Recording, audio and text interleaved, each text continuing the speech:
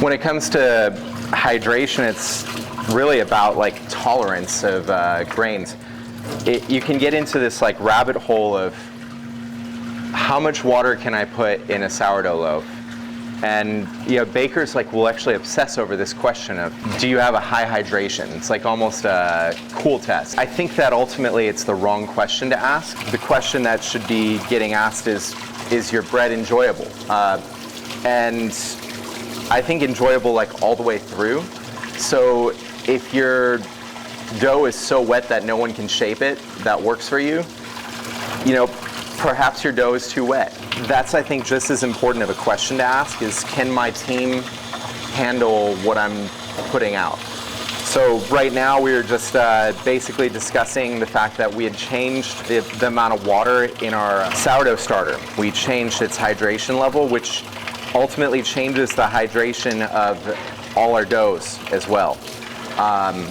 So what we determined, though, is that the amount of change in our sourdough starter does not merit a change to the sourdough recipe, but it does merit a change to the baguette recipe, which basically is already too wet. I have the temperature I want now, and I'm basically just going to start filling up all the mixes that I need for the day. This is the water that's coming in for basically the sourdough mixes that we're doing. We're doing 290 batches of sourdough, split between the two big bowls. It's basically the first mix that I want to get going for the morning because it has an auto-lease component, so I want to get the auto-lease started as quickly as possible. I'm basically going to fill buckets to about 15 liters. I find that to be sort of a manageable increment. So I'm going to need 3 buckets plus a 10.2. The little 1 quart lets me fine-tune the scaling per bucket if I overshoot it a little.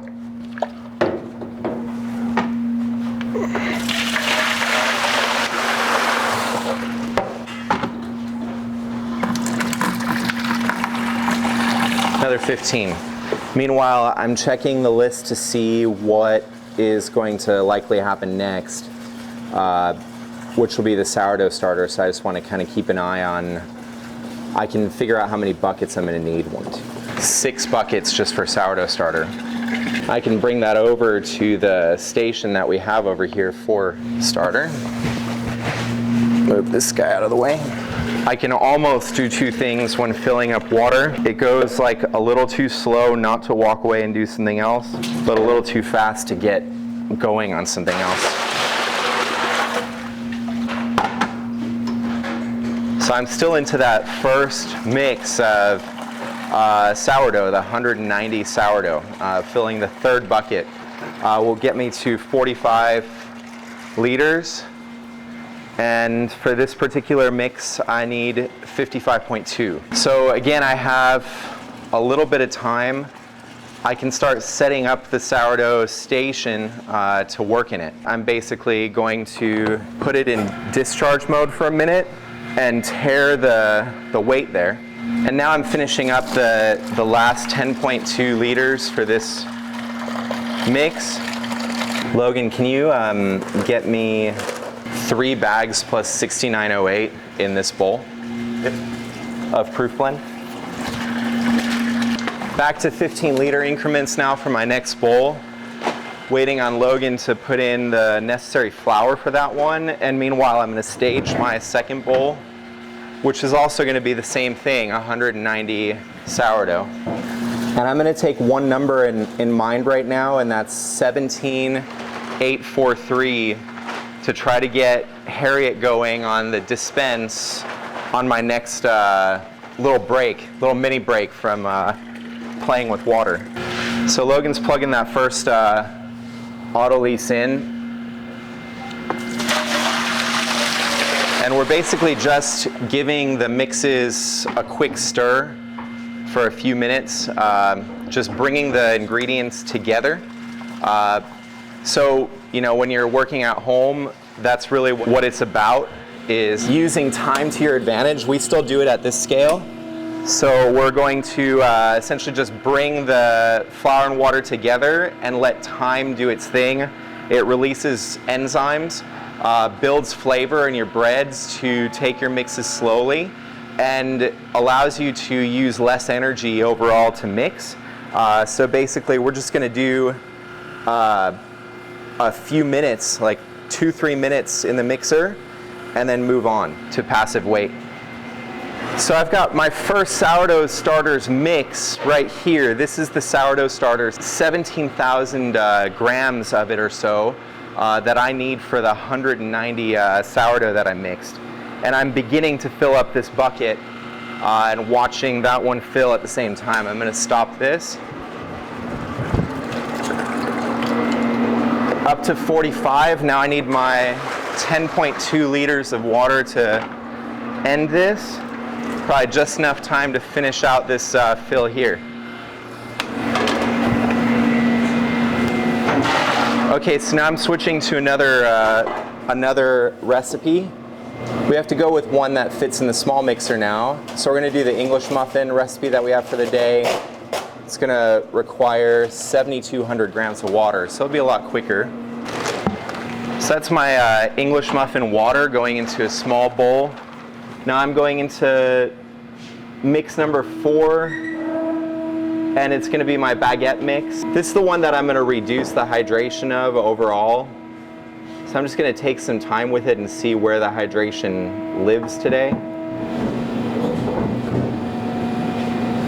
So now we're basically moving on to the baguette mix. I'm going to get that started while Logan is preparing eggs for the English muffin mix. So I've got water ready for English muffins here, and those still need eggs.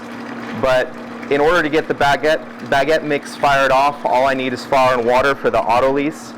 So I'm going to my last bowl.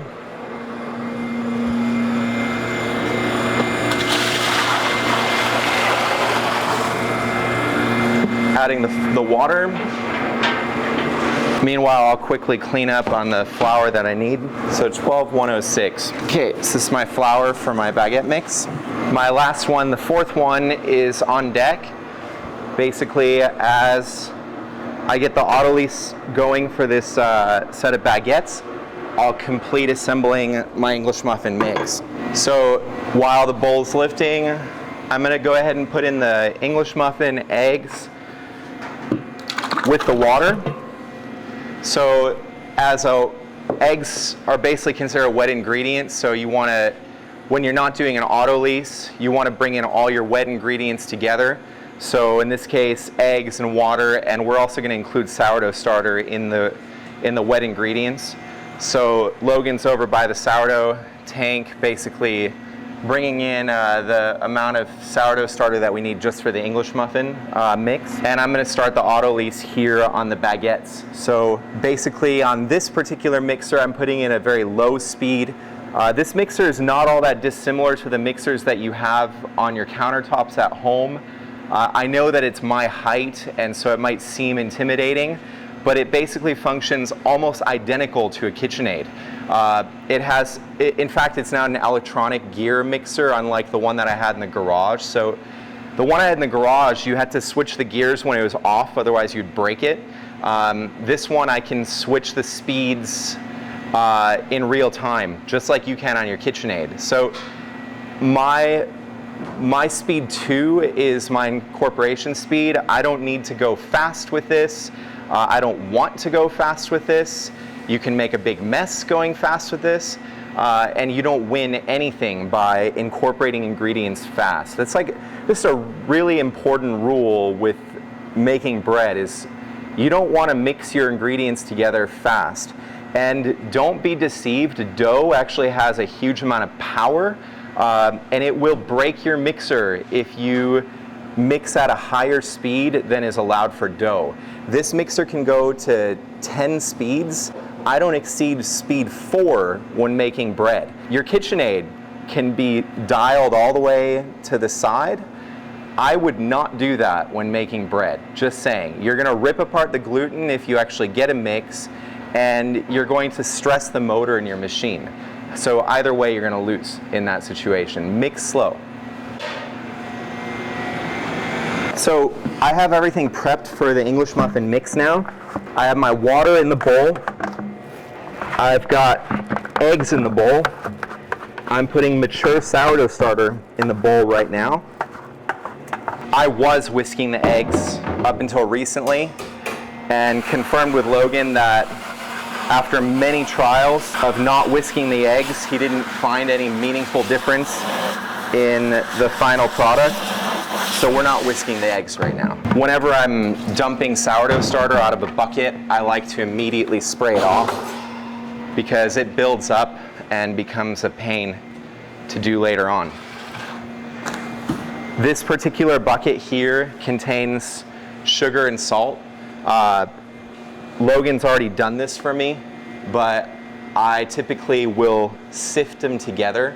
You'll read recipes online for baking anything and it says sifted sugar. All you really need to do is take the sugar and put it in with whatever other dry ingredient you have, preferably flour, and simply bring it together for a portion of that flour.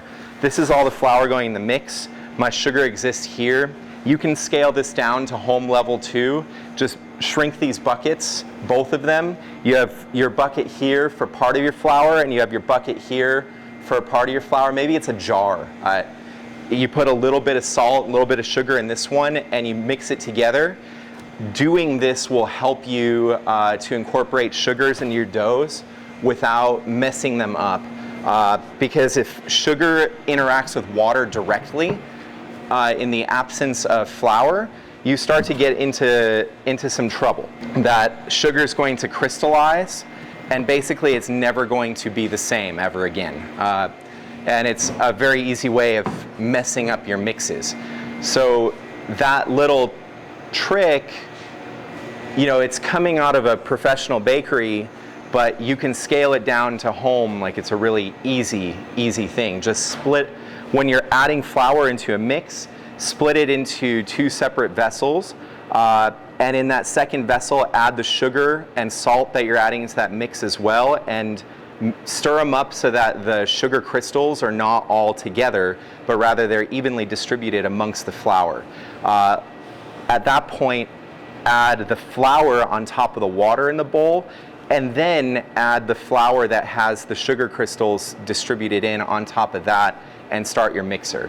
That's essentially the key to doing a non-auto-leased mix. We have one other requirement for this mix, and it's butter. My guess is that Logan disappeared from the room. No, he didn't.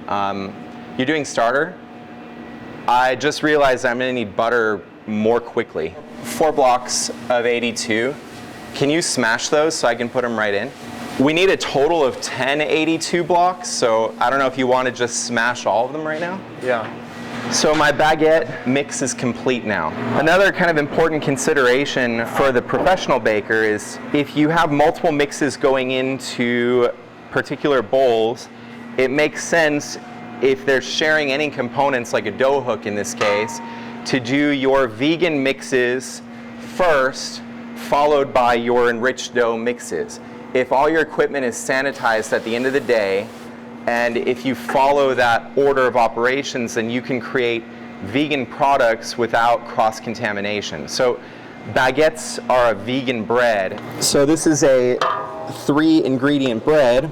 I basically did the auto lease section for it first, and now it's going to sit for a little while. But I'm transferring this dough hook, which currently is contaminated with flour and water, into a bowl that is no longer vegan. It's got eggs in it, it's going to have butter in it, but it also does have flour and water in it. Easy, don't have to clean that one. It's going straight back into action, and no risk of cross-contamination. So this mix, I'm gonna approach it a little bit differently. All the mixes thus far have been auto leases. And so like this sourdough mix, it's had just a couple minutes spinning to incorporate the ingredients together like you can see. It's still quite shaggy as a mix, and I'm completely okay with its shaggy profile because what's happening right now is time is sort of taking over the process. 20 minutes is kind of the minimum. 2 hours is the effective maximum for an auto lease. And basically, as I've mentioned in previous videos, there's a lot of benefits to this process when baking. So it's informed really the way in which we even designed our whole mixing operation to allow for it. And all I'm doing right now is cleaning up the bowl, making it easier to clean later by incorporating some of the dough on the edges into the mix itself, so it'll become bread instead of just waste. So just getting this English muffin mix going. I'm gonna go into a low speed for 4 minutes to incorporate, and I'm gonna set it and forget it on that timer. That's one of the nice things about these mixers is they have this auto shut off timer, so you can set it at a speed and then walk away. For us, it's important. You know, for you want to take in every moment, so watch it, absolutely. I'm now adding sourdough starter to my auto leasing bowls. They're doing their thing passively. Meanwhile, I'm bringing in the other ingredients that this mix needs. A sourdough mix. It's really simple. It's flour, water, starter, and salt. So that was my first big mix. I'm going to do my second big mix. At this point, the English muffins are pretty well incorporated. The mixer has been going on a low speed for a couple minutes now. I no longer really see any individual ingredients, but rather I see a shaggy bit of dough. It's not quite ready for butter yet, which is the next step. And actually Logan is working actively on the butter prep as we go. So we're kind of working in sync the whole time to keep this thing going. It's amazing what two people can kind of do with the right set of tools. You know, basically we're going to get out of a huge amount of mixing done because we're working piece by piece, step by step, in tandem at the right moments in time. So I'm going to go ahead and bump this up to speed 4 and then bump up my timer to 5 minutes and let this nicely develop. At that point we're going to add the butter in it and it will be the timeline for Logan. So you got 5 minutes. I'm done. He's done, of course. Meanwhile, I've got some extra time, so I'm going to go ahead and move on to salt. This first bit of salt is going to be for my 2 big sourdough mixes. I need 1,860 grams. I'm going to duplicate this one. Basically, this is another 190 sourdough here of salt, which amounts to 1,860 grams. While I'm in this salty mood, that was a really bad joke. 1,071 grams for my sandwich loaves, which are still on deck. 100 sandwich loaves. Baguettes need 300 grams of salt. And I have one more, the croissant mix, 984. These are going to have to get labeled, the ones that I'm not using, because they're going to be sitting for a minute. You'd think that since we're making bread every day, we would have these things memorized, and that held more true in the garage than it does in this space. In this space, we're not limited by our mixing capacity in the same way that we were in the garage, which means that it makes sense to vary the amount that we're mixing more each day than we were in the garage. As a result, we're changing these numbers daily. We're not mixing the same amounts. The numbers change dynamically based on the demand that we have as a business. We basically need to be ready for a different amount of sourdough loaves to make today versus what it will be next week versus what it will be tomorrow. So we need to keep our data stored in a smart way in order to allow for that. I'm just labeling these ingredients as though I would be working with anyone else on this mix. So I can basically pass this off to somebody in real time. Suppose I have an emergency in 5 minutes. I want somebody to be able to take this over and know what what I was actually doing here. And now it's basically labeled with its contents, what it's for, and my initials. And that way, if somebody else comes along and something doesn't make sense about this, they know who to ask. So now I'm going to take my first 2 big salts and put them in with my auto leasing doughs. More than 20 minutes has passed now, so basically the moment that I'm ready for these things anyway, it's like basically the quickest that I got the ingredients in the bowl, I can move on.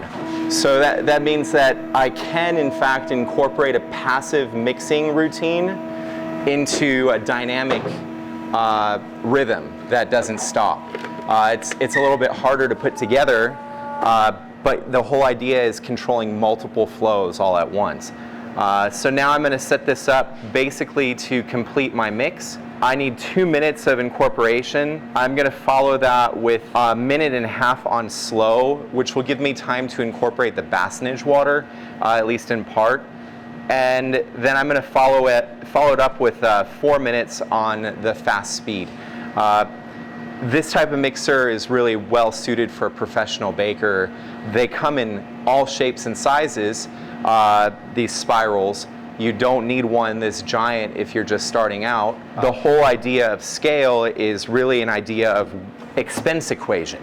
Big scale objects make more sense to bakeries that have the demand to afford them because they become actually money-saving devices at a certain point. If you invest in these things too early in the stage, then they just become liabilities that you can't actually take advantage of. So that's sort of important to consider. For us, this is an asset. For somebody else, this device could be quite the liability. Basically, now I'm just going to take that last bit of water that goes into my bread mixes. I'm going to do 2.9 liters of water here for the sourdough. I'm taking this bassinage and I'm not really going to start putting it in until I see that the dough is in a pretty decently developed position where it can accept more water. So if I see water in the mix, I don't want to add more water at that point. I should see fairly smooth dough at the time that I'm adding water. It doesn't have to be fully developed, at least I don't think. It has to be very well developed. So I have 1.5 minutes on this low speed, during which a lot of that development is going to begin. I'm going to probably put in 1/3 of this towards the latter stage of that 1.5 minutes, and the other 2/3 will happen in the 4-minute range, which is to follow that second speed. It's beautiful because this bowl is still gentle enough on second speed that I can introduce water and there's no spillage. It's really nice. So again, just prepping in advance some ingredients that we're going to use over the next 30-40 minutes, making sure we have labels so that we know what's in it. And now I'm starting to see the kind of shape form that this mixer has when doughs are completed. It's more and more beautiful looking dough, and the more beautiful it looks, the more likely I can add water. So go ahead and add about 1/3. I do like to get the first bit of water in before it switches speeds. And essentially now I'm waiting for the same thing again, waiting for the dough to get back to a whole. I shouldn't be seeing water anymore before I add that next bit of water. Dough's starting to look really nice once again. I have about 1/3 left that I'm going to have to incorporate as soon as I really can. Meanwhile, we're starting bin labels. So all this dough is going to end up in bins, divided, so that we can start the stretch and fold routines. I need 24 labels for the sourdough. So I'm basically prepping long bits of tape to be able to write on them. Meanwhile, I do need to finish this active portion of this mix. The last bit of water to add right now in my bassinage. I got about 1.5 minutes to go on the mix, which is why I need to get it in there. So I need finished dough by the end. And on high speed, that's about as quickly as you can incorporate water into dough. I don't think you can do it any quicker than that fully. Meanwhile, just doing some reorganization of our workstation here. Basically now this table back here becomes a table that we can continue to store stuff for upcoming mixes, but we take the long table now for scaling dough out of the mixers. So my sourdough mix is complete. I'm not quite ready to get to it because I have to add butter to my English muffin mix. So the English muffin mix that we have is pretty heavy on butter. I think it's the main reason why our English muffins are as good as they are. It's pretty close to a brioche formula. So I'm just kind of tucking some of this butter into the dough to help it in its initial incorporation. And I'm going to lift that bowl back up and start incorporating butter. Again, I'm going to go on a low speed and just let it go for 5 minutes. It's going to have some corrections. Some of the butter is going to end up on the walls of the bowl, and I'll just go ahead and correct that in after this initial run because the majority of it will just happen passively. Just one of the ways in which we can sort of work smarter, not harder around here. This is a really fun moment, seeing the final mix coming out of this bowl. I think it's very pretty, the way this dough comes together.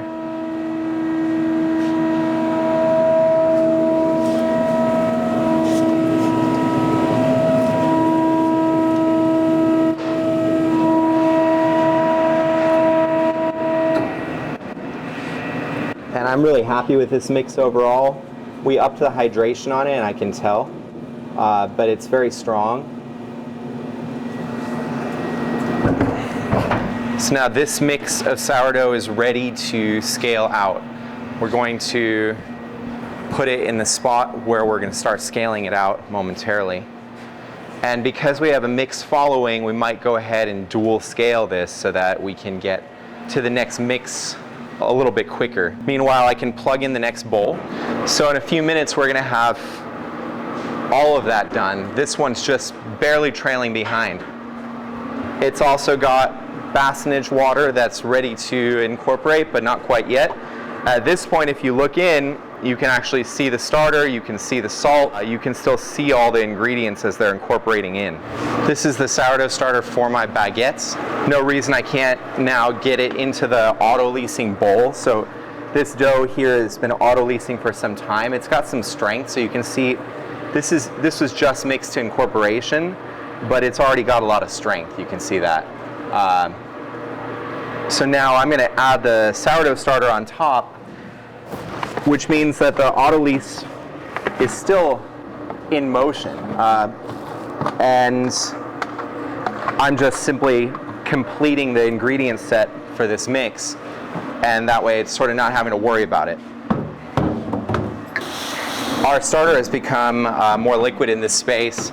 To be honest, it's been like a net neutral versus the starter that we're using in the garage. The big difference here is that it's so strong because it gets stirred that it ultimately amounts to the same amount of strength as our previous 100% hydrated starter had. We had to go above 100% because it was so strong in that mixing bowl. And if you don't believe me, there's actually a shot of that where we first mixed it our first day on that tank, and we couldn't get the thing out. Like it was dough. It was slime dough, like, because it's still very wet, but completely held together, especially at a lower temperature. So time to add the first bit of water to this second sourdough bassinage. About a third. Just as it's switching speeds. Meanwhile, Amanda just arrived, so we're gonna have to work her into the flow. We're gonna be scaling a ton of bread. If you wanna keep prepping bins past the first 12 so that we can get the bowl free. I'm gonna check on this English muffin mix over here. I still see signs of butter. I'm gonna get a dough scraper for myself. These plastic dough scrapers are wonderful during the mixing process, and basically just scrape down the sides of the bowl. At this point, this mix is ready to go into full speed, which is speed 4. I'm gonna let it go for 4, maybe 5 minutes. At that point, this mix will be ready to go as well.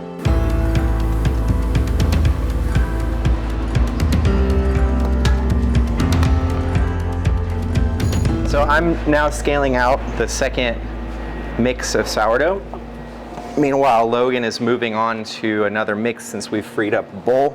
And I'm trying to also make sure I'm not working in a way that gets in his way. These bins are scaled so that I can get 16 800-gram loaves out of each one. So basically 12.8 kilograms per bin until we can no longer divide by 16s for the single bin at the end, which ends up getting done by hand. And we're fast approaching the end of the sourdough for the day as I get closer to the bottom of this bowl. When scaling out of any bowl, the key is essentially to grab the dough up by the bottom of your wrist. So we're making all this bread at this point primarily for the weekend. We're late in the week right now and obviously prepping a lot of bread for kind of our busiest days of the week right now. So all this bread is going to get baked tomorrow at various points in time. Most of it will get baked tomorrow evening. Gets baked basically as close to the loading of the truck that we can put it. And soon we'll be adding a whole nother layer of baking for this very place where we bake things off first thing in the morning right before open. And so we'll basically add a second bake to our schedule, where right now we have an evening bake for morning service. We're going to have a morning bake for morning service here at the bakery. So very excited about that, because by having the retail space right here under this roof, it means that we can essentially sell bread within minutes of it leaving the oven. You might want to let it cool down a little bit at home, but you can't get your purchase of bread any more fresh than that. So we're essentially running kind of two separate bakeries if you consider it under one roof. The bakery that goes out into the world, which we mastered from the garage, and that bakery basically bakes through the latter part of the day on the oven, mixes for kind of the next day. But we can kind of pull the baking trigger within that day as we need to. So that means we can mix and bake part of this Friday night and the rest of it Saturday morning, then open the doors here and serve you fresh bread. So now my English muffin mix is complete. I'm gonna go ahead and finish out the baguette mix that I have. This is the last bit of the mix for the baguettes. I'm going low and slow for about 4 minutes to incorporate the starter and the salt. And I have basinage water prepared for this mix as well. So I'll be adding that after the dough is more well developed. At this point, this mixer just needs some time. So I have 4 minutes on the timer where it's just gonna go low and slow and take these ingredients slowly and get them all incorporated. I'll probably scrape down the bowl in about 4 minutes and then continue with the latter part of the mix, at which point the basinage will be considered. This is my by hand bin. I mentioned that I would have a bunch of equal divisions and then one that wasn't quite there. It's only off by not even a loaf of bread. It could have gone through the divider if it was just a little bit more. Moving on to scaling out English muffins. So we're scaling these into bins of 120, which we found to be a good size to cold bulk. This whole item, English muffins, would need to be adapted for a home baking from our process, because you probably wouldn't be making 120 at a time. So you would actually want to bulk them warm, then put them in the fridge, then divide them. So that could be 3-4 hours of bulk fermentation, warm, just to give them some time to get some action going. If you put them in the fridge right away, they'll cool down before they've really fermented, and you won't get a whole lot of action. In our case, the 120 is a big enough quantity that we can put them straight in the fridge. We've measured that the cold fermentation rate works for what we're trying to do with the dough. It's definitely easier to move a little quicker in the new space as we gain comfort. This place still isn't humming at the rate that it was designed to hum, but that will take some much greater lengths of time to bring to fruition. There's a lot going on in this space and a lot of staffing that we need to do to get it to its full potential, but definitely every day we're moving a little faster, a little bit more comfortable. I was just saying that 120 English muffins ferment in the fridge, and you can see that they're obviously fermenting in the fridge. They even can push out the weight of a bin sitting atop of them. I do kind of wonder what the minimum batch size is in this mixer for it to be viable. Have you figured that out yet? This is the old max batch size for ours, so. For our big one? Yeah. Wow. So yeah, in this mix, which is about to be croissants, starter's going directly in the water because there's no autolyse. So once again, when you have an autolyse, you just combine flour and water, but if you don't have an autolyse, you take wet ingredients and put them all together. In this case, there's no egg, but we consider starter a wet ingredient because it has more water than flour by weight. I would say it's definitely a wet ingredient, even though our new tank creates this like really strong result, kind of crazy strong. So I've now scaled out these muffins, and they will go directly into the walk-in cooler for a cold fermentation session. If you're taking a massive dough and putting it into a cold environment, then you need to know how that massive dough is going to ferment in that cold environment. So it's going to change by the amount of mass that you have. In other words, if you have, you know, in our case, 14 kilograms of dough going into a bin, going into a fridge, well, you know that that 14 kilograms is going to hold its temperature for a little while before it starts cooling. And at that point, you know that fermentation can occur adequately. If you are only putting in 800 grams of dough into a fridge, that's a very different formula, because now that 800 grams of dough is going to refrigerate down to a low temperature extremely quickly, in minutes, which means all fermentation will essentially slow down almost completely within minutes, and you won't get any rise. So cold fermentation is really something that's variable based on the amount of dough that you have. It's not suitable for many doughs.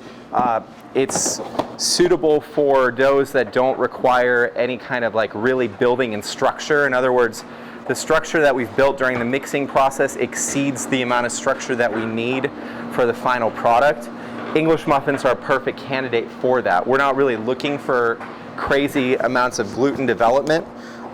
Some would argue that gluten development in English muffins is counterproductive.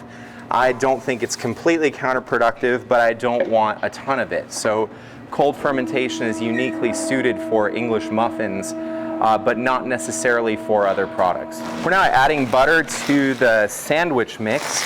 Butter is added at the very latter stage of the mix. This mix has been happening kind of in the background by Logan while I've been scaling out other doughs.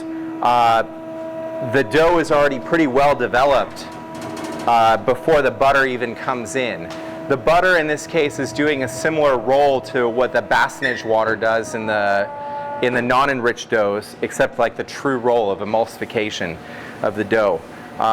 So the butter at this point is soft too, and I'm laying it on top of this mixer.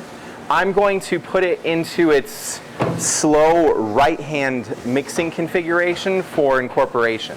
Whatever kind of spiral mixer you're using in this case, if you're trying out this type of a mix for a bakery, or even speculating about what would it be like to scale up from where I'm at right now as a cottage baker into a spiral mixer, you're going to want to incorporate butter or other such ingredients at a slow speed on the right-hand setting, whereas I like to incorporate flour and water together on the counterclockwise setting. So clockwise is for butter and for inclusions like cranberries, walnuts.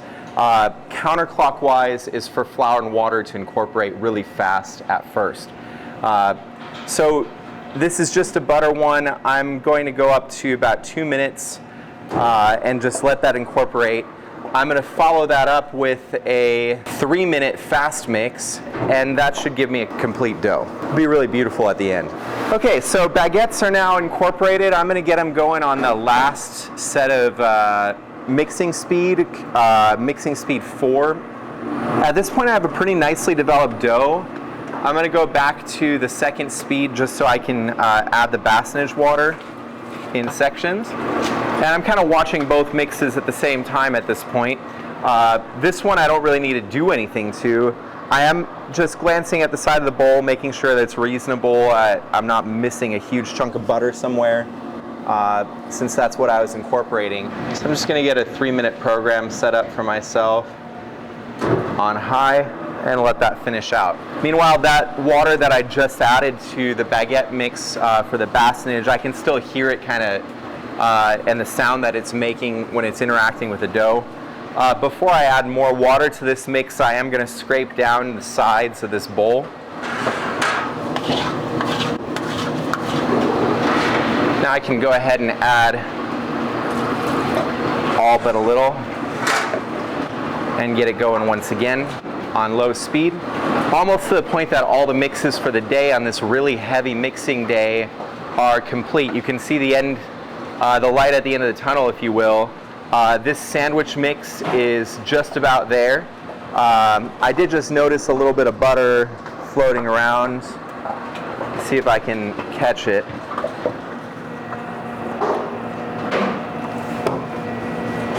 Inch the bowl around. Here it is. Tiny piece of butter. I'm just going to incorporate it myself and then give this its final 2 minutes that it's asking for. Meanwhile, that last bit of water pretty much incorporated, so I'm going to add the final amount. And now I'm going to kick it up into a higher speed for the mixing's completion. Okay, so we're moving on up to speed 4. I'm going to set a 4-minute timer on that high speed to bring this baguette mix home now. Get some decent development. Still pretty gentle on this overall mix. That's about as fast as I ever want to see a mixer like this moving. So yeah, this applies all the way to the KitchenAid on your home counter. You don't really want to mix bread dough any faster than this, even if you can. If you do, you're going to start really kind of tearing at the gluten and hurting the integrity of your mix. If you're wondering why all the mixes that we produce end up silky and strong and you can like pick them up right out of the mixer, it's because we don't mix at such a fast setting that we're ripping the gluten. And this one's about to come to completion. I'm going to get to scale them right away. Sandwich loaf, so you can kind of see the last few seconds of this mix now. You see it's quite strong. Easily passing a window pane test. Pull out the bowl, and I've got one last non-autolyse mix to plug in. It's this prepared croissant dough mix. This is for a lot of croissants, roughly 700 to 800 individual pastries in this particular bowl right now. The one thing I still have to add to this mix, to this bowl, which currently only contains water, the flour blend, salt, sugar, and sourdough starter, is butter. That's all there is in our croissant dough. It's a really simple, small ingredient set. So now I'm going to go 2 minutes to incorporate on the setting in which the bowl is spinning counterclockwise, followed by, let me give it actually 2.5, followed by a 3-minute slow mixing period during which I hope to incorporate the majority of my butter. Followed by a 4-minute fast mixing period. This is the entirety of this non-autolyse mix. So I've got 5.5 plus 4, about 9 minutes in the mixer start to finish. I might have to pause in between, maybe I won't. That's all going to be based on kind of build up on the sides of the bowl that I'm observing. I'm putting it in the auto settings. Once we turn it, it actually seems to help clear up any clumpage and then starts to develop the gluten. During that gluten development stage, it's a safe time in the kind of latter portion, the last 2 minutes of that stage, to incorporate butter fully. And then that last bit is a full dough development of this enriched dough so that you end up with a nice silky finish in 9 minutes. So we'll see how it goes. We just recently changed our weight on our sandwich loaves. So now my bins are 14,400 grams. And I'm really kind of listening to the mixer right now in the background, waiting for it to change directions. So I know that I need to move back over with butter. Just heard the switch of the mixer, but I managed to get one sandwich bin scaled. At this point, I really need to switch back over to the croissant dough where I'm adding this butter in. For incorporating butter into this big mixer, I found that just lifting up the safety makes it easiest. And I'm gonna wait until I see that this dough is just a little bit less shaggy. In other words, I probably have time for one more sandwich bin. So we changed the size on our sandwich loaves because they're the same size as we were making before. Our sourdough starter is just a little bit more vigorous here, making everything larger. And so a smaller size sandwich loaf is now, by weight, the amount that fits into the same containers as before, meaning the same sandwich forms. All right, we just kicked into high gear, so I'm gonna go ahead and stop this mixer and just adjust the settings a little bit. Another 2 minutes basically in additional mixing time, but I should for the most part be able to walk away and focus on scaling out the sandwich loaves now. This mix is a little small. If it was a bit bigger for this mixer, and I know that's kind of laughable that this mixing 700 pastry is small, but for this particular mixer, it's about as small of a mix as you really want to do in this mixer. And because it's so small, I have to be a little bit wary of perhaps some butter getting lost. So I might check on it in a minute, make sure that some butter doesn't end up on the wall. Again, I'm incorporating butter in particular in the clockwise setting, as opposed to the counterclockwise setting that I incorporate flour and water together. I like the way in which it sort of folds the butter in, and even though it has a different action than my Hobart spiral did in the garage, still the same idea of folding the butter inward between the layers. So I think that directionality just works. So same size, different weight does point to a lighter and airier, fluffier loaf. Weighs a little less, but you get the same size slices, and it's just a little airier. Usually a good thing. I think the only time somebody would disagree, I mean, I think it'd be the exact opposite of what you're looking for if bread was like your only calories for the day and you needed some like really nutritionally dense object. But you know, most likely sandwich bread is being used in a way in which the bread itself is just one component of an already nutritionally dense meal. Probably a good thing overall. And meanwhile, that croissant dough mix has come to an end. This also means mixing has come to an end because baguettes are done next door. Of active mixing time for 700 some pastries, and to think that for 2 years of my tenure with Proof, plus all 3 of Jared's tenure, the original founder of Proof, sourdough croissants were made and mixed by hand in 1 bin increments, meaning, well, roughly what I'm scaling sandwich dough into those bins, about that amount of dough at a time. To equate that, I would need 7 of those mixes to do this, and it would all be by hand mechanically. So with an enriched dough like this, getting further into the dough development process, building a nice strong dough, it doesn't have to be super, super, super strong for croissant dough, because some of that is going to come out in the lamination stages. You're going to continue to strengthen this dough as you stretch it thin let it rest and stretch it thin again. But you do need enough strength to actually build sheets of dough. To do this by hand requires at least 20 minutes of mixing per bin times 7. So 3 bins an hour, 2.5 hours of mechanically mixing by hand to get this amount of pastry done now can be done in 12 minutes actively by a mixer. So one could definitely say that we're grateful for that capability.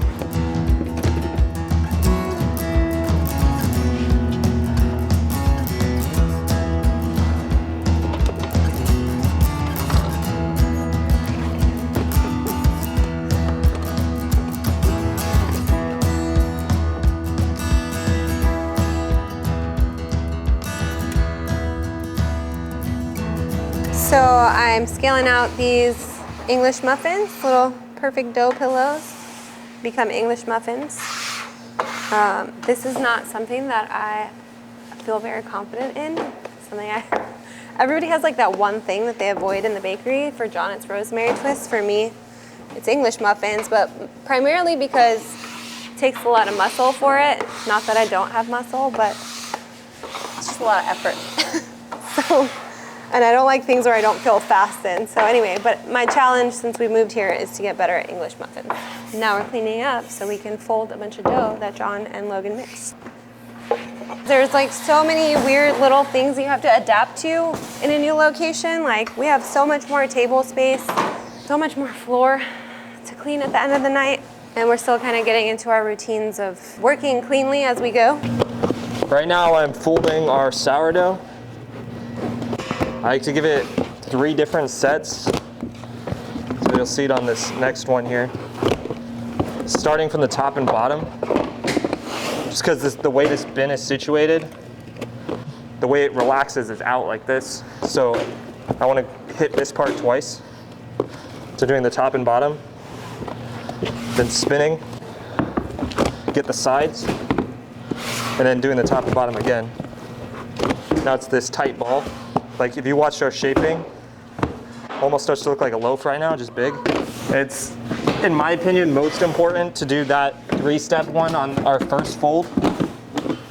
After that, if you just do the bottom and sides, you'll have pretty good folds going. This step will build gluten for your dough here.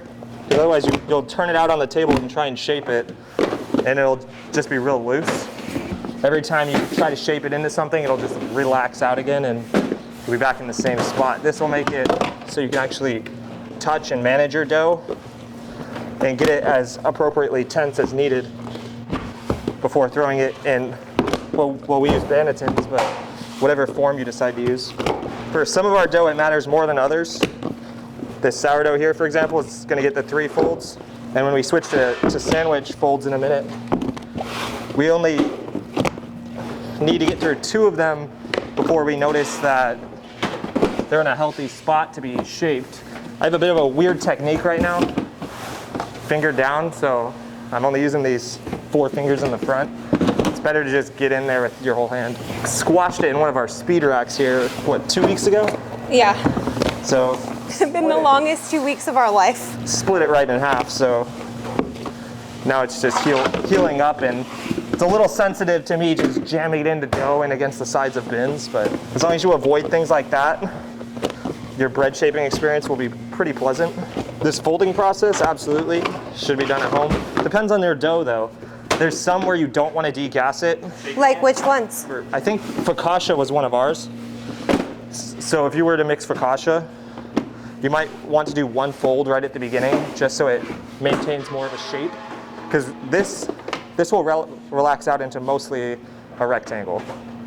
If you were to just take this blob before I folded it and throw it on the table, it'll just be a huge oval with crazy sides and just look uneven. So if you give it that 1 fold, it'll help it relax out into closer to a rectangle.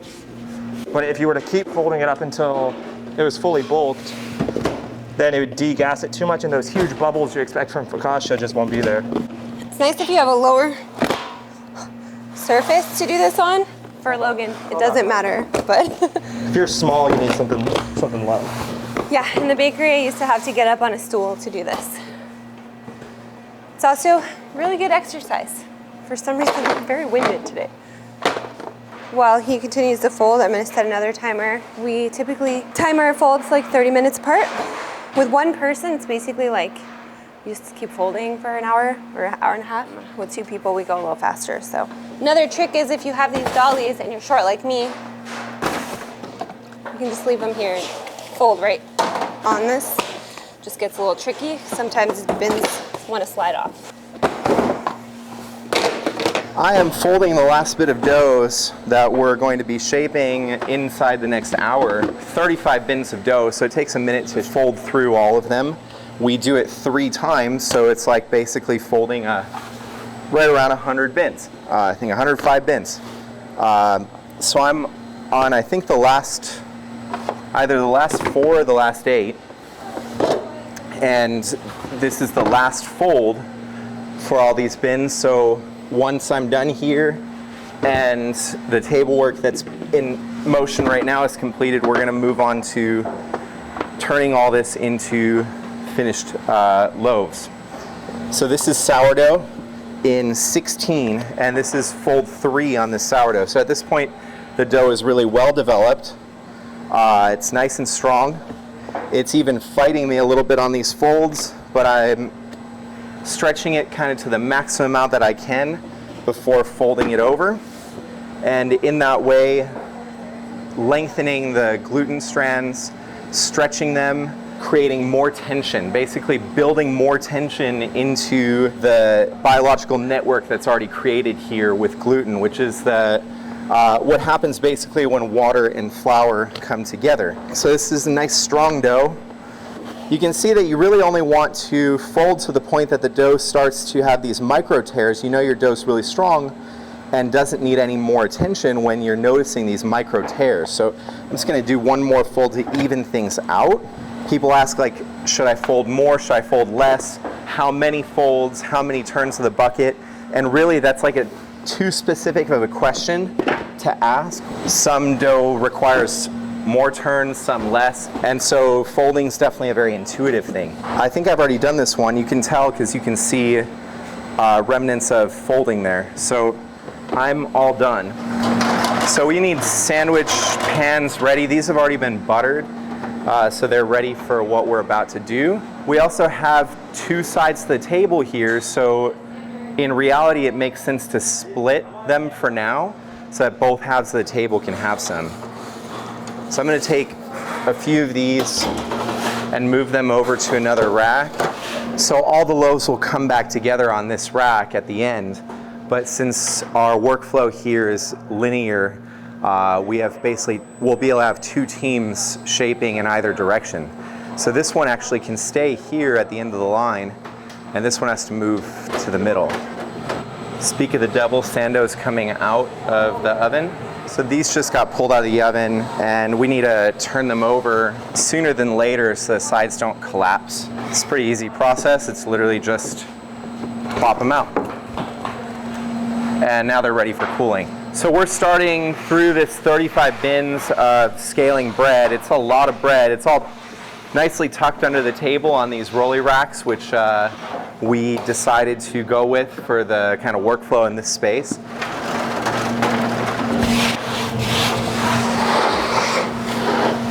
Basically getting rid of rice flour that was on the table there from the baguette forming. We use a fair amount of rice flour in that process, and it just tends to get on the table with that particular shaping.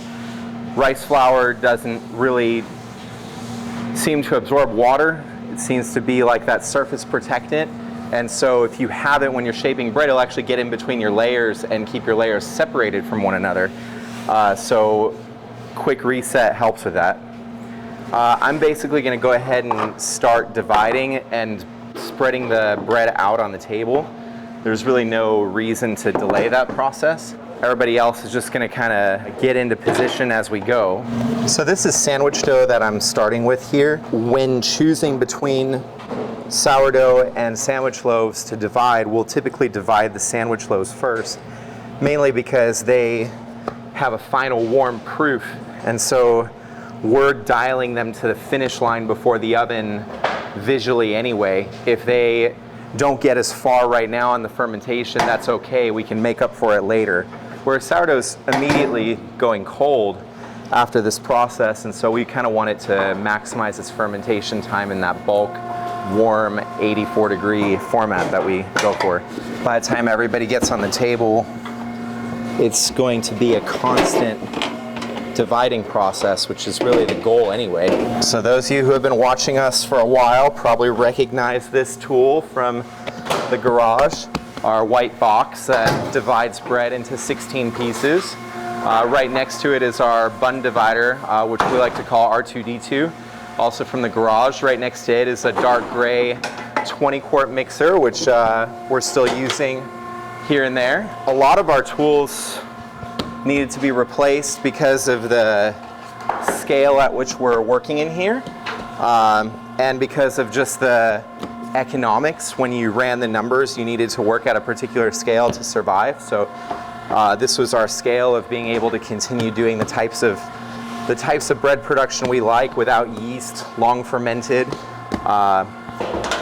But fortunately, some things got to remain. Bins, certain dough dividers, a lot of the hand tools that we had.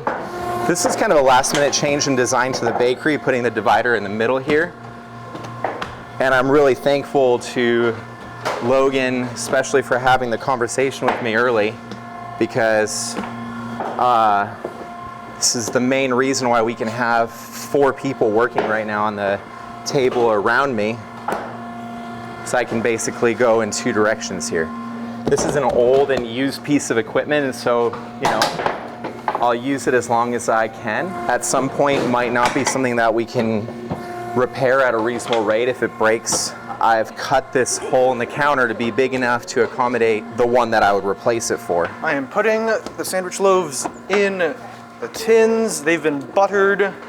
I'm degassing them slightly and trying to make sure that they are somewhat symmetrical, so they fill up the tin evenly when they are proofing. I found that filling the tin is priority 1. If you don't fill it all the way and you leave edges like so, the way it relaxes, it'll get really tall, but you'll have really bad end slices. If you want it to be consistent, make sure your loaf is this long and it'll sit perfectly, like this one here. So it's worth that extra stretch at the end, and now your loaf will be more consistent across. I find the sandwich loaves to be like some of the easiest to shape, because you really just have to get it to about the length of the tin. There's not quite as much knitting and raw technique as like the sourdough loaves, but they do tend to be a little stickier because they're an enriched dough. But I'm moving on to the loaf that we call our local sourdough loaf.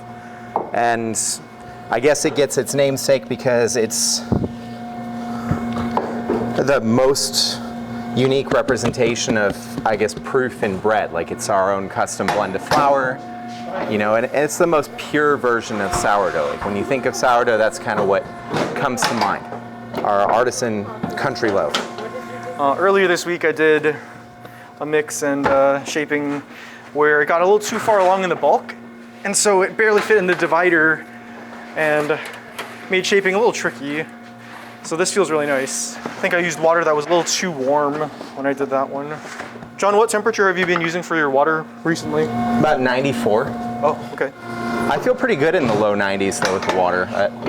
Like this dough is moving at about the rate that I want it to move. The first couple days I did what I did in the bakery, like in the garage, like 104 or whatever. Yeah, I think that's what I did actually, and it was like... That is a fast pace here that... Yep. So now that we're working on this most classic of sourdoughs, it's a great opportunity to talk about kind of the differences of working on sourdough in a place like this versus at home. If you bake at home, you're more likely to do things like hand mix, or if you are mixing in a mixer, you're less likely to know all the various steps on dough development to sort of achieve the silky, strong dough that you see coming out of our mixing bowl. And there's a huge spectrum of dough development, which we sort of learned also in our original hand mixing days with Proof, where we noticed differences on how the day was going based on how much mixing activity happened. When we first started Proof, we didn't know what an autolyse was. That wasn't a part of the repertoire. So all the like little things that you do at the mixer really end up making a big difference over here. And so, you know, at home, like each day, that one loaf of bread that you get to practice on, or maybe 2 or 5 or whatever, it might be a little bit different. Maybe it's colder one day, maybe it's warmer the next.